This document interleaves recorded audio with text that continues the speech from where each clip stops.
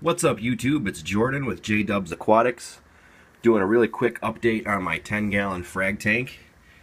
Now I've started listing a lot of my stuff here on Craigslist and I've had several people come to the house. Sold a few things. Done a lot more frags lately. Just did 10 the other day. Got a bunch more new zoes and 3 clove polyp frags. Those are all opening up.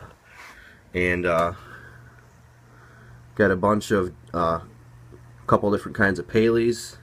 There's some the green ones are camel paleys, and then there's some blueberry paleys. There's probably 5 or 6 different kinds of zoes over here. The nems are not for sale; those are actually for my clown. Both the fish in here that are still in here are doing great. The fairy wrasse that was in here, that beautiful pink and purple and yellow fish, I accidentally left my little DIY lid here off, and did that after a water change, left it off, and the next day I found her crispy on the carpet. So kind of sucks. I really like that fish, and I've had her since I started with saltwater. So but anyway, that's what happened with her. My skunk cleaner shrimp is doing fantastic. He's a little thief. Whenever I put food in here, he goes crazier than the fish do, but he's really exciting to watch. But I listed my prices on the glass so it's easier for people to see.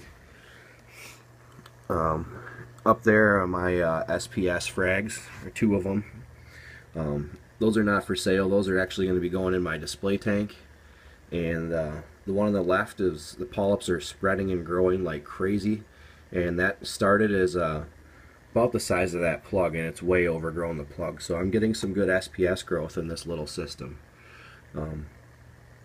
I think this other one here is some type of acropora, and you can't really see it at all from here, but up close it's got a nice green color. I just posted some nice pictures of those on Facebook. Go check those out if you haven't. Jordan Watkins on Facebook. The other corals over here, meteor shower cyphastria, that is going to be going in my display soon as well, and so is the excuse me, and so is the orange montipora cap there. The pulsing xenia down here, I've sold a lot of these, still got a few left. They're still doing pretty good, but they're not really pulsing the way they were before. Chaetomorpha back there is still growing pretty good, helping me keep the nutrients in check.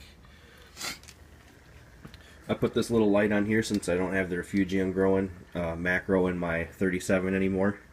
My nitrates are good, and it was just actually getting eaten by my turbos in there, so I took this light in here and I just used the blues for some moonlight, and it puts a nice little blue light over the tank for a few hours after the main lights go out. One thing I have changed, as you may notice, I took out the crate that was covering the Chaeto and just put the Chaeto back there, and you can see things a little better in the front of the tank.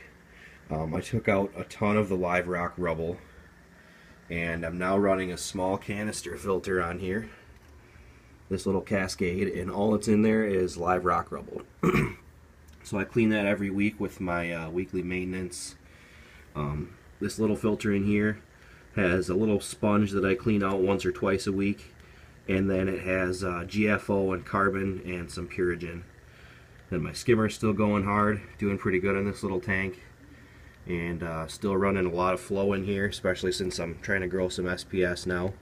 So I've got the Corellia down there that runs constantly, and I've got the 2 alternating Corellias here putting lots of flow on, at the surface. So everything's doing pretty good. I've got my little wave maker there. I need to fix my electrical mess down here, but running a little DIY auto top off. That's actually a dosing pump that I got on Black Friday. But it works great as a DIY auto top off for a small tank like this, because I only have to run it for like an hour or 2 a day. But anyway, that's about it. Hope you guys enjoy.